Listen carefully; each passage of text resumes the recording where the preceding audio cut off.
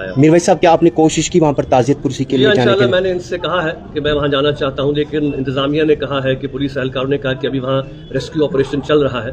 तो एक बार वो रेस्क्यू ऑपरेशन इख्तिताम पजीर हो जाए उसके बाद इंशाल्लाह मैं वहाँ खुद जाऊँगा और उन सब। अच्छा, आपने कोशिश की थी? जी मैंने। हाँ, लोगों को भी एक उम्मीद होती है मीर भाई साहब पे भी। मैं तो चाहता हूँ कि कम से कम इस गम और इस अफसोस की घड़ी में हम उनके साथ जो है वो ज़ाती तौर शरीक हो सके। लेकिन चूंकि आपको पता है कि आजकल हमारी मूवमेंट बहुत रिस्ट्रिक्टेड है और जहाँ भी जाना होता है तो इन हजरात का मान लीजिए परमिशन ही चाहिए होता है। उसके बगैर पहले मैं कल के सानिया के हवाले से बात करना चाहता हूँ, क्योंकि जाहिर सी बात है कि पूरी कश्मीरी कौम आज गमज़दा है, मातमज़दा है कि जो कल सानिया पेश आया इसमें इतनी बड़ी तादाद में मासूम जान का ज़िया हुआ है।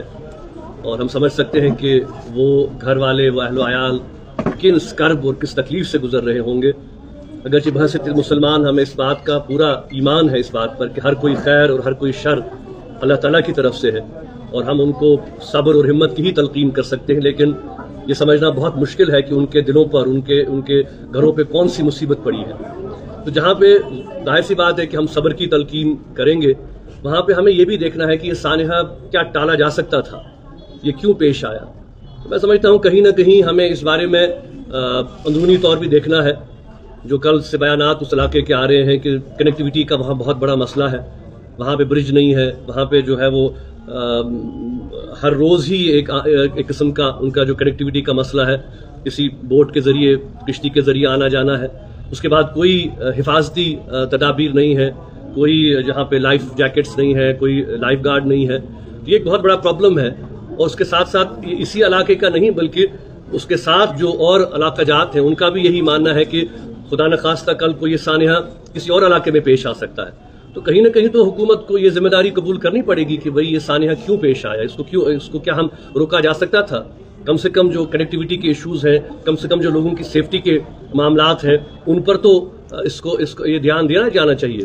तो हम अपनी तरफ से और पूरी जम्मू कश्मीर के अवाम बहरहाल अल्लाह ताला से दस्त दुआ है कि अल्लाह ताला इन सब को हिम्मत दे, सब्र दे। और हम उनके लिए दुआ गो हैं कि इस पूरी इस गम में और इस सानिया में पूरी कश्मीरी कौम जो है वो शरीक है और हम सब उस दुख और उस अफसोस का इजहार कर रहे हैं जो कल ये सानिया पेश आ जाए। अच्छा, एक आध दिन में कि आज कोशिश कल ये सानिया हुआ है, आज ये कह रहे हैं कि आज जो चूंकि वहाँ पे रिलीफ रेस्क्यू का ऑपरेशन भी चल रहा है तो एक बार ये कंक्लूड हो जाए उसके बाद जो है वो हमें इजाजत मिलेगी। मीर भाई साहब, दुआ के लिए पूरी उम्मत के लिए आज। जी बिल्कुल, हम तो दुआ गो हैं और जाहिर सी बात है कि बहुत से जाहिर सी बात है कि पूरी कश्मीरी कौम आज बहुत अफसोस का इजहार कर रही है।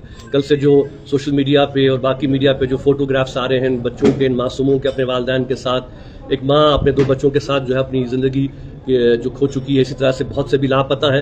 अल्लाह ताला से हम दस्त दुआएं हैं कि देखिए उसकी रहमत और उसकी कुदरत मुसियार है। हम तवक्का रखते हैं कि कोई खुशी की खबर आए, जो लापता अफराद हो वो बाजियाब हो, और हम बस दुआ ही कर सकते हैं और क्या कर सकते हैं इस हवाले से। तो आज के हवाले से भी मैं ये कहना चाहता हूँ कि एक माशाल्लाह एक बहुत अच्छी पहल की है इन्होंने, और खासकर तालीम के हवाले से। तो मैं वहीं प्रोफेसर साहब से भी ये बात कर रहा था और हम यही डिस्कस कर रहे थे कि ये जो तालीम का मामला है